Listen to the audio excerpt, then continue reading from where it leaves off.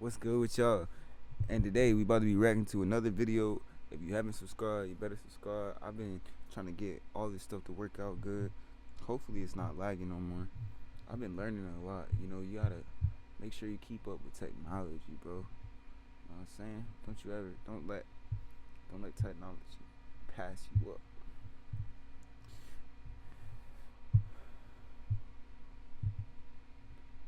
Anyways, today we How did reacting a fake to the $863 million whiskey scam. What I do, I'm the living truth, the living proof. You could Get back into it. Let's go. We on that. whiskey fool millions and become one of the most popular liquor brands in America because what people have been drinking isn't whiskey, it just looks like it is. Fireball Cinnamon sells in over 170,000 stores, and not one of those little red bottles contains a single drop of real whiskey. In just 5 years, these mini bottles raked in over $70 million, fought lawsuits, and became one of the top 50 beer brands in America, all by using a simple loophole anyone could have spotted. But to understand how Fake Fireball pulled off whiskey. one of the most successful whiskey scams in American history, we need to start at the beginning, because before It's crazy because one of my best friends, he drinks this stuff. That's why I literally like this, because I was like, let me see what's going on with this one, because I want to know really if he been drinking whiskey. the tiny bottle scam, there was a much bigger one.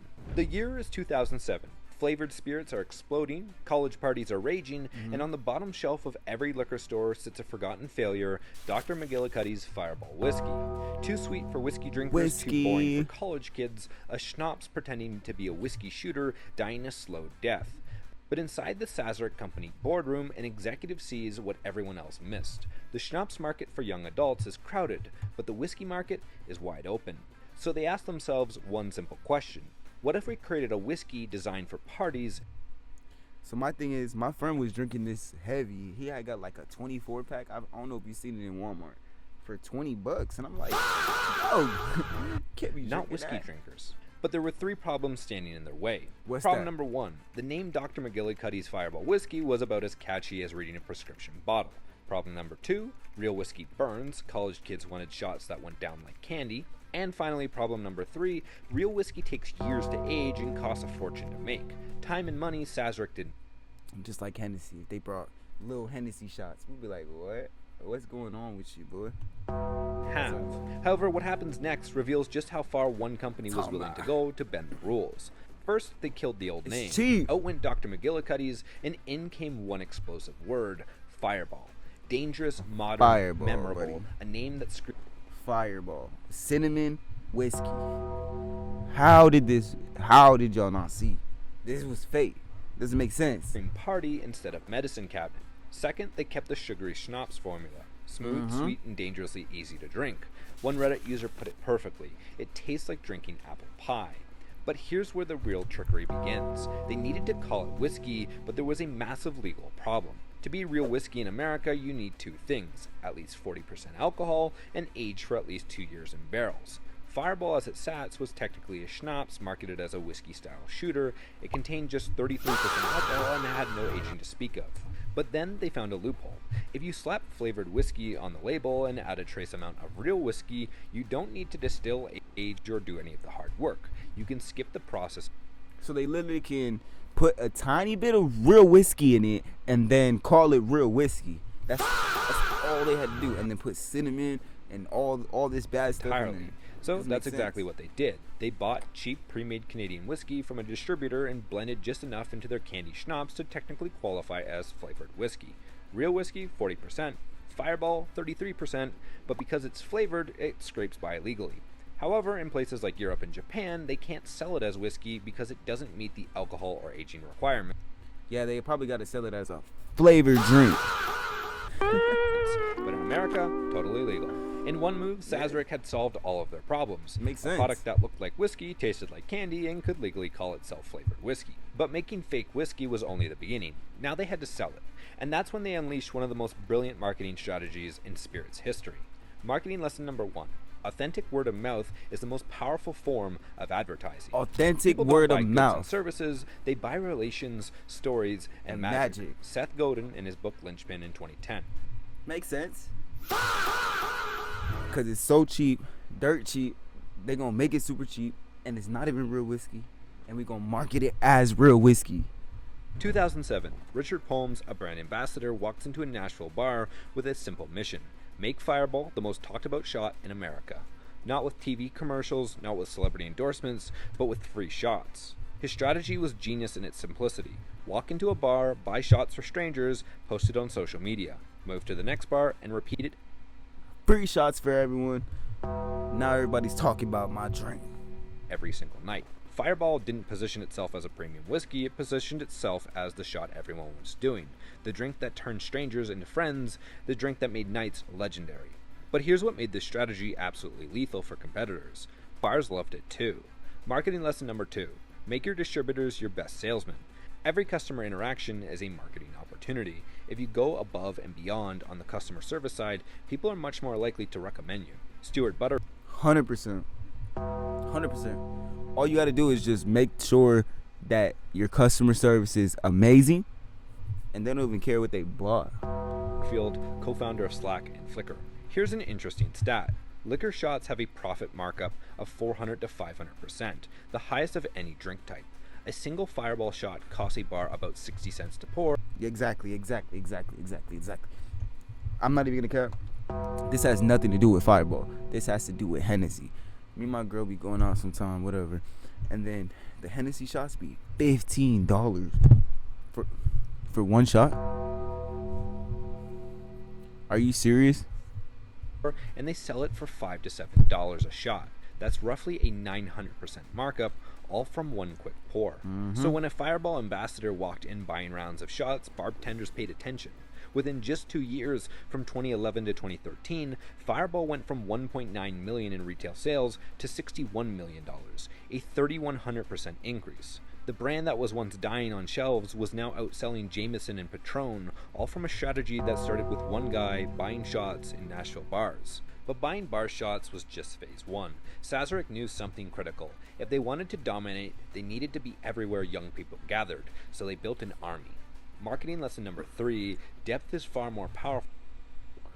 Depth is far more powerful than width.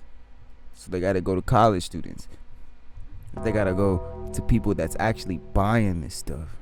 The essence of marketing is narrowing the focus. You become stronger when you reduce the scope of your operations. Al Rees, from his book Focus in 1996. Fireball doubled down on what they were already doing. No promotional gear, no corporate pitches, just regular people handing out free Fireball. They showed up at college tailgates, country music festivals, hockey arenas, anywhere crowds gathered. What did I just say? They gotta go to places that don't know who you are, pass out the liquor, and then that's literally it. Fireball was there. And unlike other brands spending millions on TV ads and celebrities, Fireball spent almost nothing on traditional marketing. While competitors poured money into Super Bowl commercials, Fireball invested in grassroots activation. Throughout the 2010s, their marketing agency Zender deployed just a handful of ambassadors to key markets. Within 3 years, that team grew to nearly 25 ambassadors across more than 20 states. They didn't look like marketers, they looked like friends, standing in line at bars, buying drinks, posting on Instagram, creating organic buzz. And the strategy makes sense. Make it look real so everybody could believe it's real. Strategy paid off. By 2014, when you factor in bars, Fireball hit $863.5 million in total sales. It became the 7th most popular liquor brand in America.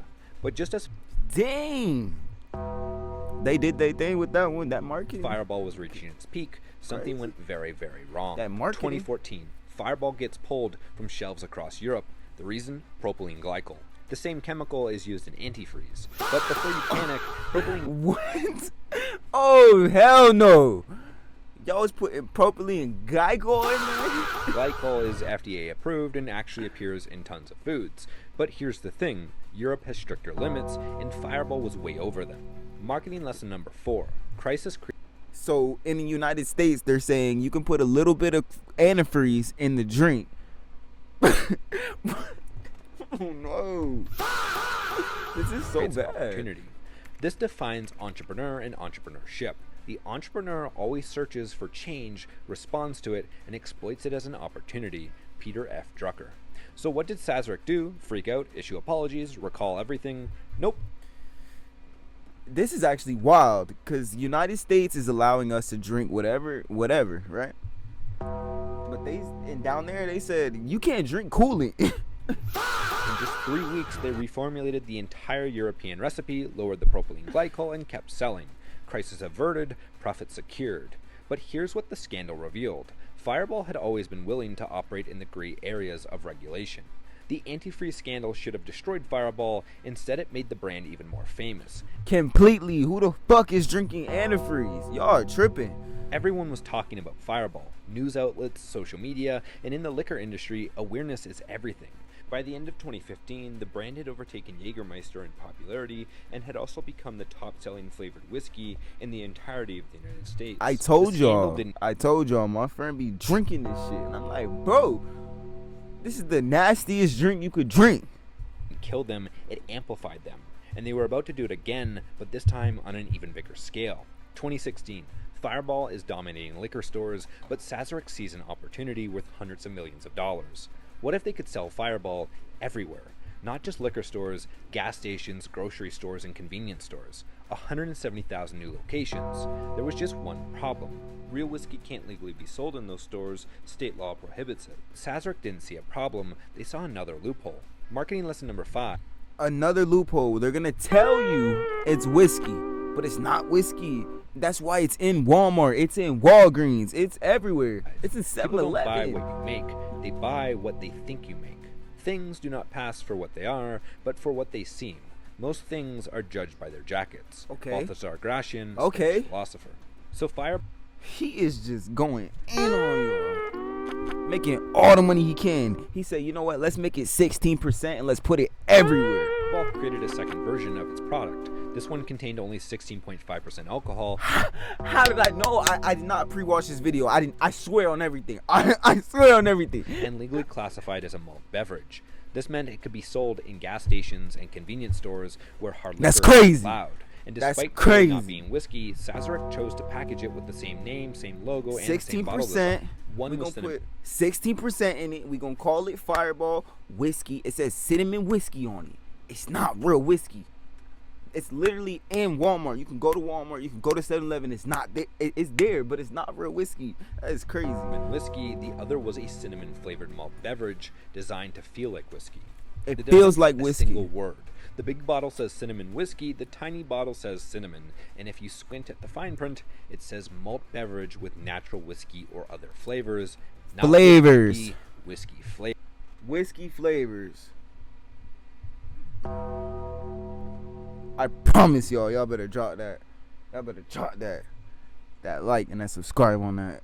I literally called it off the top of my dome. Said they're gonna put 16% and they're gonna call it real whiskey and they're gonna flavor it. Flavors. And here's the real genius. Most consumers don't read labels, they glance at them.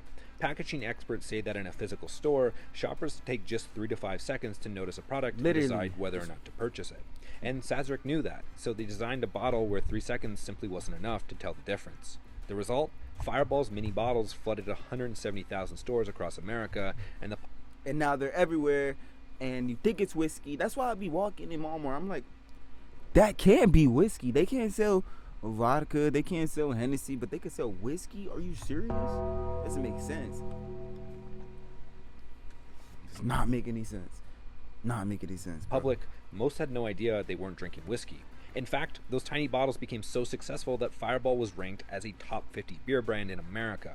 Yes, beer, not whiskey, because legally Beer. that's what it was. The deception was perfect and very profitable. Over the next 5 years, those tiny bottles brought in an estimated $70 million. Between the whiskey version and the malt Dang. beverage version, I have never drank Fireball in my life, but what is crazy is, wow, they got over on y'all. Y'all thought y'all was drinking Fireball, but you was not. Fireball was everywhere. 70 Bars, mil. liquor stores, grocery stores, you couldn't escape it, and that was the point. But eventually, someone noticed. February 2023. A New York woman named Sharon Pizarro files a class action lawsuit against Sazerac. Oh yeah. Her claim? Her claim? Her claim was, I'm a real alcoholic. I drink Fireball every single day. This ain't Fireball. That's her claim. Fraud. She bought what she thought was whiskey at a gas station. What she got was beer with whiskey flavoring. The lawsuit claimed Sazerac deliberately designed the tiny bottles to look almost identical to the big ones to trick consumers. The only difference Exactly. was the one word on the label. In Sazerac's defense, we followed all the FDA labeling requirements. It's FDA. Which was technically true. So the thing is, they advertise it correctly. They follow the law. So what are you gonna do when they follow the law? They know what they're doing. But the lawsuit raised a harder question. Just because something is legal, does that make it right? The case argued that Sazerac violated federal labeling requirements for distilled spirits, the Magnuson-Moss Warranty Act, and consumer fraud protections across multiple states. As of today, the products are still selling, the lawsuit is still ongoing, and Fireball hasn't changed a thing. And here, You're not getting your money. They followed the law. Unfortunately, that's the thing. They said you fell in love with Fireball. You sure did. You sure did. But guess what? It wasn't real. We're not giving you no money. Keep buying it. here's the final lesson Fireball teaches us. Fireball didn't sell whiskey. They sold the feeling of whiskey. The fire, the rebellion, the illusion. A bottle built on brandy, not barrels. And it worked. From $1.9 million in 2011 to $863.5 million in 2014, a 45,000% increase. I'm not mad at you. Get your money. Get your money. I'm not mad at you. In just 3 years. They didn't change what was inside the bottle, they changed what people believe was inside of it. Because in marketing, reality doesn't matter, perception does. Now, if you like this video, hit that subscribe button. That and was if you want fun. to understand marketing on a deeper level, check out our free guide in the link down below. Nah. And I'll leave you with this quote. That was actually Everything hard, we hear Preston. is an opinion, not a fact. Everything we see is a perspective, not the truth. Marketing is marketing. They finessed y'all to the core. That is crazy. Hold on, let me switch my camera real quick. I did not know this. I knew it. I kind of knew it too. I was thinking when I was walking in Walmart and 7-Eleven, I'm like, why do they have Fireball in here? Does not make sense. And now it makes sense. Now it makes all total What I do, sense. I'm the living truth, the living proof. You could be whatever, never wanted fame.